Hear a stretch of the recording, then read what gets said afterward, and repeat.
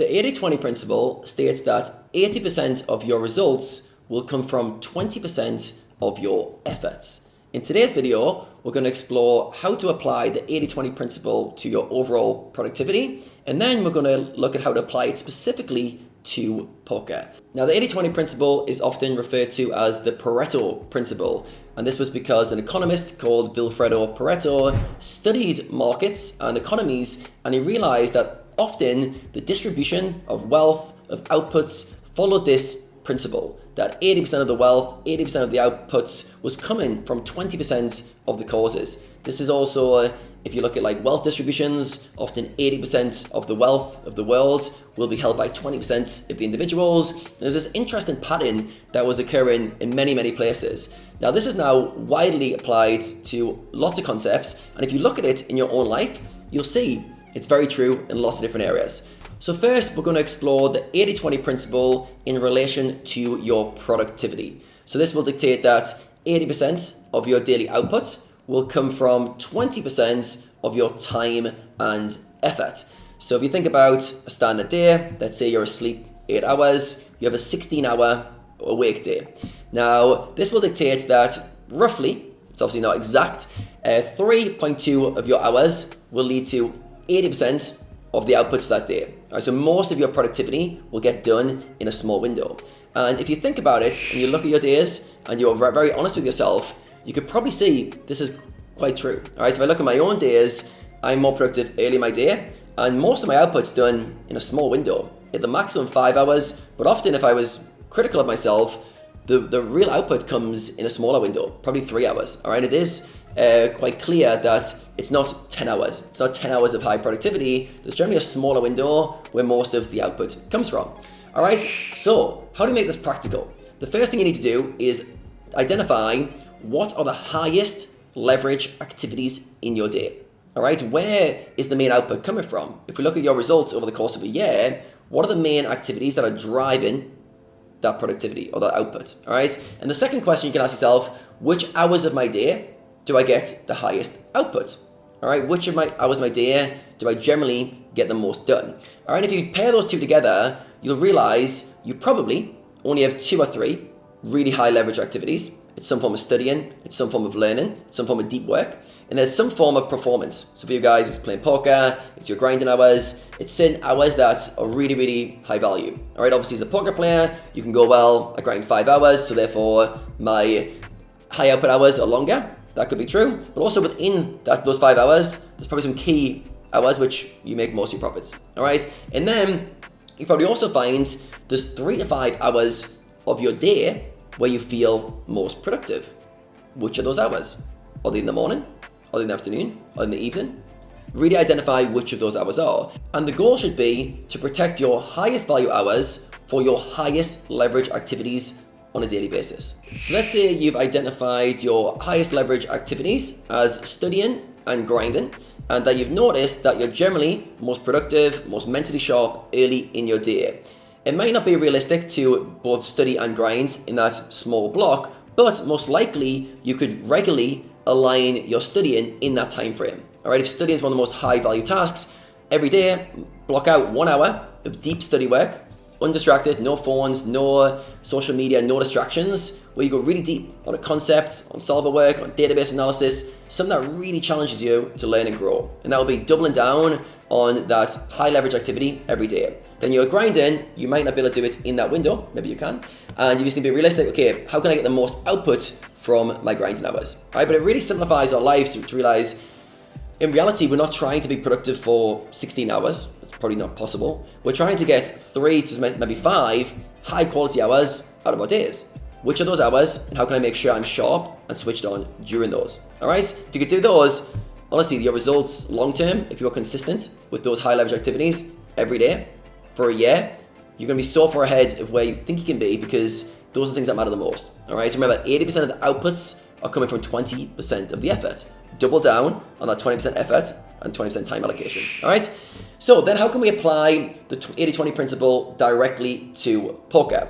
All right, so this is basically saying that 80% of our winnings will come from 20% of our decisions. All right, so think about this in terms of a poker session. This might mean the majority of your winnings come from a few key decisions. All right, it could be bluff catching in the right situation. It could be squeezing thin value bets or making a correct hero call in the right spot. All right, it also dictates that the other 80% of your decisions will only lead to small or marginal gains. All right, and again, if you think about your poker session, it often does come down to some key decisions. There's a lot of things which are kind of it's a default in terms of how you play, and there's some big decisions, whether it's on a river, against a certain opponent type, where that's where your winnings for that day are made.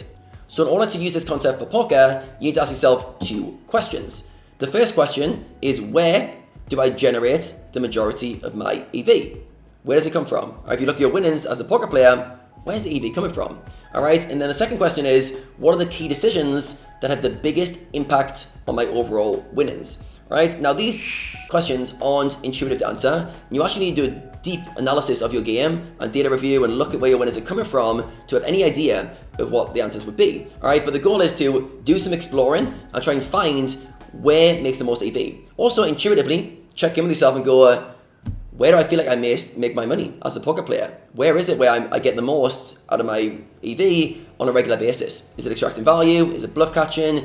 Where is my game style generates the most EV? All right, and just really doubling down on that and making sure you're getting those decisions right on a regular basis. Now, the 80-20 principle also works in reverse. All right, so it also dictates that 80% of your losses will come from 20% of your worst decisions. All right, again, I'm sure you guys can relate to this, where you have just a bad session and it rules out a week's profit, or you're getting those kind of bluff catcher spots wrong, and again, it's costing you a lot of money. All right, so it could be calling bets on the river that you know you're likely beat to, going to be very costly. It could be bluffing in bad spots against a bad opponent type, or it could be playing too long when you are tired or tilted. All right, I'm sure you guys can look back at your results, and if you look back on a month's results, you'll probably see 3 to 5 sessions where you're like, yep, those sessions were the worst ones, and within those sessions, there were some decisions that were the most costly. Obviously, there's variance involved here as well, so we can't just go off the results metric because there's going to be some bad variance. But in terms of the things you do control, there's probably 20% of your bad decisions that cost you 80% of your losses, all right, in terms of actual EV. All right, so 2 questions to ask yourself are, where do I cost myself the most EV? Where do I cost myself the most EV? And the second question is, what are the biggest leaks I have in my game that are the most costly? Are you a call station in certain spots? Are you too nitty and passive? Do you play too long? Do you play when you're emotional or tilted? Where are the biggest leaks that you need to fix? And by working on those leaks in tandem with your biggest strengths, very quickly, your win rate will go through the roof. All right, so have a think about this. Obviously, again, not intuitive answers. This takes a little bit of time, a bit of reflecting, a bit of data analysis to have any sort of idea of where your biggest leaks are. But once you know that, bring intentionality to it and try to fix it. You don't need to fix 100 things. You don't need to do a million things at once. Find the 20% of the decisions that are the most costly, and that will have a huge impact on your overall winnings. Now, there's another part of this equation that often gets missed and that most people don't look at or want to apply. However, for some of you watching this, you'll be in this category where this is the part of the equation that you actually need to focus the most on. All right, so let's say 80% of your results are coming from 20% of the outputs, all right, or inputs. Now, it also means that that last 20% of results comes from 80% of that effort. All right, you've got to put a lot in to squeeze out that last 20%. Now, this really got hammered home to me and how important it is at the highest levels when I was speaking to Ben Heath on the Mechanics of Poker podcast. Ben Heath plays the super high rollers, he plays the Triton series, all the biggest 100k, 250k super high rollers. And he said something very interesting. He said everyone is willing to do the first 80%, and only a very select few are willing to do the last 20% because the last 20% is the toughest. All right, without even maybe knowing this concept, he was talking about this 80-20 principle. That last 20% of output in terms of the results you're going to get comes from a substantial amount of hard effort. All right, so for this, you've got to identify what are the tough things that other people aren't willing to do that I'm going to be pride myself in doing. All right, so remember, you're trying to squeeze out everything. So this is assuming you've already done the 80-20 principle. You've already got the max benefits from that 20% of effort. Now, it's optimizing, fine tuning. How can you squeeze out that extra 20%? All right, and this is so important when you look at the highest levels, playing high stakes, super high rollers. If you look at sport, these guys aren't just doing the minimum, they're squeezing everything out. All right, and Ben Heath was talking about the concept of doing the hard studying.